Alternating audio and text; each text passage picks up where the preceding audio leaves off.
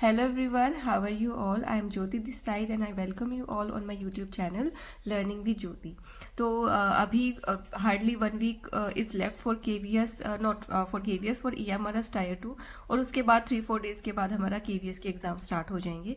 तो अगर EMRS की बात करें तो बहुत कम टाइम बचा है और ये टाइम ऐसा है जिसमें सिर्फ आपको रिवीजन करना है, ठीक है। मैंने हाल ही में एक वीडियो अपलोड करी है जिसमें मैंने आप लोगों के साथ अपना ऑनेस्ट और जो प्रैक्टिकल स्ट्रेटेजी है जो मैंने फॉलो करी है अब तक वो मैंने आप लोगों के साथ शेयर करी है। तो बहुत सारे अलग अलग वीडियोस पे कमेंट्स आ रहे हैं कि हमारा 100% सिलेबस नहीं हुआ है या टाइम कम है, अब समझ नहीं आ रहा, या जो कुछ पढ़ लिया है ऐसा लगता है सब भूल गया है। तो एक्चुअली ना ये जो सिचुएशन है वो हर कैंडिडेट के साथ होती है जो भी प्रिपरेशन कर रहा होता है। और देखो, डर उसी को लगता है जिसने थोड़ी बहुत तैयारी करी होती है। जिसने नहीं प्रिपरेशन करी होती, जो सिर्फ टाइम पास के लिए एग्जाम देने जाएगा या जो अभी भी सीरियस नहीं है, तो उसको डर भी नहीं लगेगा। क्योंकि मानती हूँ कि ये मेहनत के साथ किस्मत भी चाहिए, लेकिन सिर्फ किस्मत भी कुछ नहीं होती, मेहनत डेफिनेटली करनी ही पड़ती है। तो अगर कोई ऐसे हैं जो बिना मेहनत करी और फिर डर रहे हैं बैठ के आराम से, तो उनका तो कुछ नहीं हो सकता। लेकिन जो सीरियस कैंडिडेट है तो उनको डर लगना भी एक लाजमी बात है। दूसरी चीज़ ये, अगर आपको ये लग रहा है कि सिर्फ आपका ही 100% सिलेबस नहीं हुआ है, तो यकीन मानिए इतने शॉर्ट पीरियड में मुझे नहीं लगता कोई ऐसा होगा जिसने 100% सिलेबस कंप्लीट कर लिया होगा। और कॉम्पिटिटिव एग्जाम्स डिज़ाइन ही इस तरीके से करे जाते हैं कि आपको एग्जाम में हॉल में बैठ के भी आपको ये लगेगा कि ये तो कभी किया ही नहीं, ये चीज़ तो कभी पढ़ी नहीं। हो सकता है वो सिलेबस में से हो, लेकिन एग्जाम में क्वेश्चन का लेवल इतना हाई कर देंगे, उसकी लैंग्वेज ऐसा घुमा देंगे कि आपको लगेगा लाइक समझ ही नहीं आएगा क्वेश्चन। तो बहुत सारी चीज़ें हैं। बाकी देखो, डरने से कुछ होगा नहीं।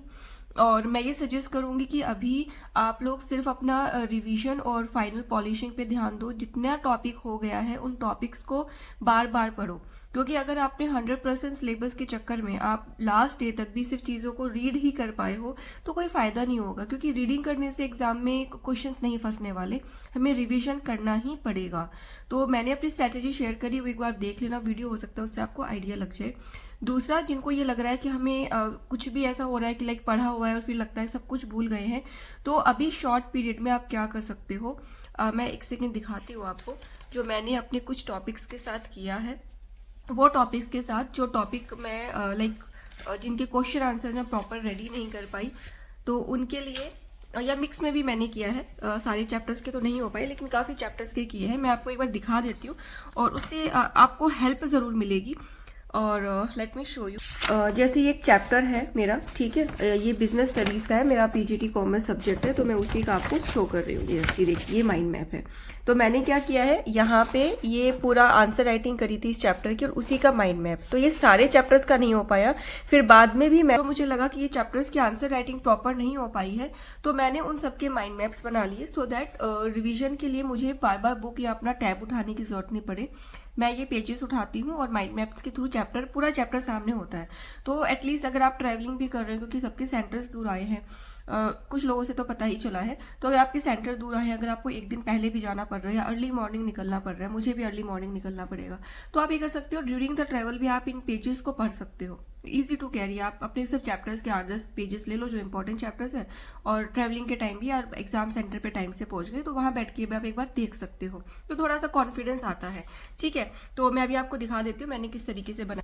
जैसे ये चैप्टर है, तो पहले तो मैंने कोशिश करी कि कोई भी जो चैप्टर का मैं माइंड मैप बना रही हूँ उसको गूगल कर लूँ, लेकिन बहुत सारे चैप्टर्स ऐसे थे जिनका गूगल पे कुछ भी कंटेंट अच्छा नहीं मिल रहा था या फ्री में नहीं मिल रहा था, सब पेड था।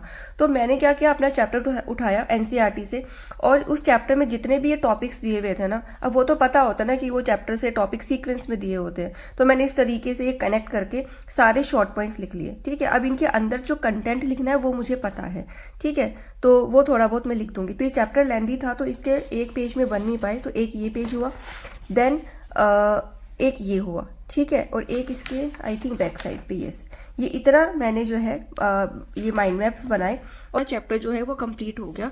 अब मुझे हर बार ना पूरा चैप्टर बुक से रिवाइज करने की जरूरत नहीं है। तो अभी जो थोड़ा टाइम है, जो भी हमारे पास 4-5 दिन बचे हैं, हम इसमें ये वाला काम कर सकते हैं। मैं ये नहीं कह रही कि आपको करना ही है, लेकिन मैंने किया, मुझे इससे बेनिफिट हुआ, तो मैं आपको सजेस्ट कर रही हूँ। ये कोई कंपल्शन नहीं है कि ऐसा नहीं करोगे तो कुछ भी नहीं होगा, वैसी कोई बात नहीं है। हो सकता है आपकी प्रिपरेशन और अच्छी हो, लेकिन देखो कुछ डाउट्स मेरे पास आए तो मेरे को लगा कि मेरे को अपनी स्ट्रैटेजी थोड़ी सी शेयर करनी चाहिए क्योंकि किसी की हेल्प हो जाए, तो ये आप कर सकते हो। ठीक है, इसमें बहुत ज़्यादा वो नहीं है कि अगर आपको पूरा चैप्टर पढ़ने का टाइम नहीं है या फिर आपको ऐसा लग रहा है कि आपके मेजर चैप्टर्स ही अभी स्किप हो गए हैं, तो उसके लिए आप बस ये माइंड मैप्स बना लो, क्योंकि वो माइंड मैप से भी और जो मेन हेडिंग है उससे भी आपको रिकॉल हो जाएगा। कभी ना कभी तो अपना चैप्टर पढ़ा ही था आपने, वो अपना सिलेबस। ठीक है, तो आपको रिकॉल हो जाएगा और उसके थ्रू फिर आप जो अंदर जो लाइंस लिखनी है वो थोड़ा सा अपने माइंड में बना लो कि इस कंटेंट में क्या मैं लिख सकता हूँ, उस तरीके से आप प्रैक्टिस कर लीजिए। मैं एक और शो कर रही हूँ और उसके बाद फिर वीडियो एंड करते हैं। ये देखिए, ये है एक फॉर्म्स ऑफ बिजनेस ऑर्गेनाइजेशन, तो इसका एक ही चैप्टर में एक ही पेज में आ गया। अभी मैंने हाईलाइट नहीं किया है, तो कुछ जो और इंपॉर्टेंट चीज़ें हैं इसमें, की फैक्टर्स लाइक जैसे ये हो गया मिनिमम मैक्सिमम जो मेंबर्स दिए हुए हैं, इन चीज़ों को जो ये फैक्चुअल चीज़ें इनको मैं हाईलाइट भी कर लूँगी। ठीक है, तो इस तरीके से देखो। बाकी देखो, कंफ्यूज मत हो, जितना हो गया उसको अच्छे से पॉलिश कर लो।